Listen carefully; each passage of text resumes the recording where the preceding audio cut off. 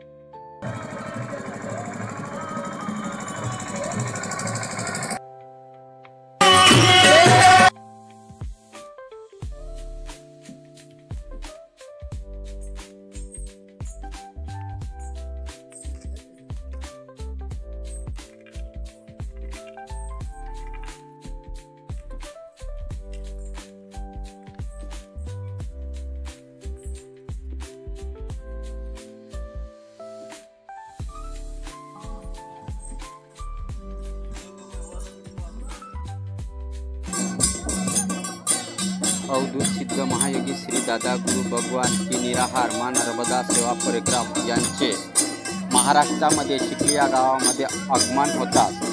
आदिवासी वाद्य वाजवून त्यांचे ग्रामस्थांनी